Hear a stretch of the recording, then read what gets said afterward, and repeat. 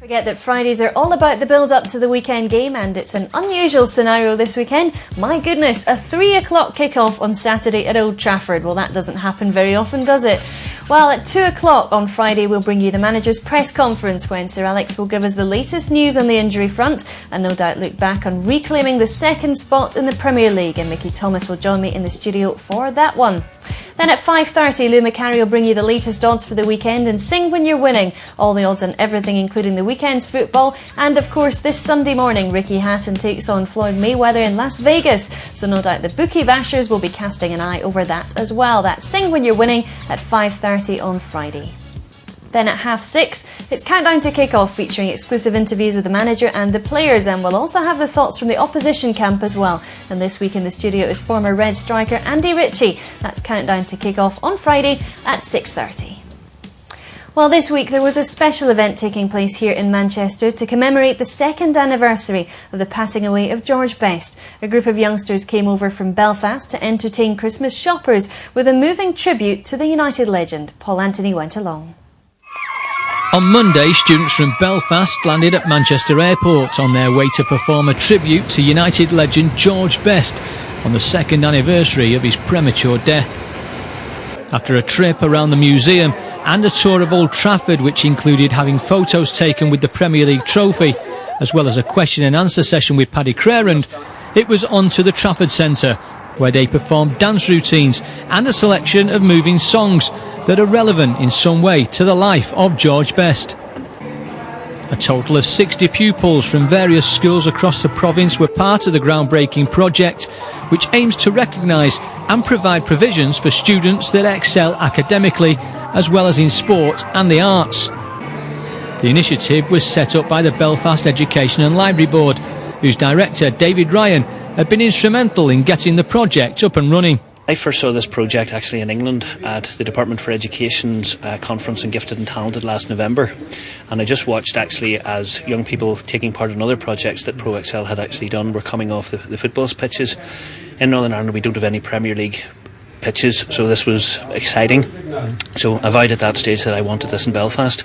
So really what we had to do was audition over 300 young people, all from secondary schools in Belfast, of which we got 60 dancers, and the rest of today is made up with some of our own media people, and also there obviously the teachers with them as well.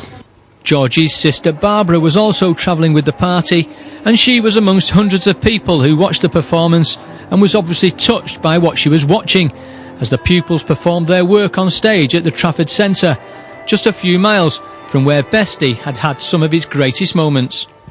Unbelievable to be standing here in the Theatre of Dreams. I have many happy memories of being here in the early to mid 60s watching George. To be here today on the 3rd of December, 2 years since George was buried, with a group of kids from Belfast dancing a tribute in his memory is just outstanding. And it's just amazing the impact that George had, because most of these kids never saw George play. It's incredible.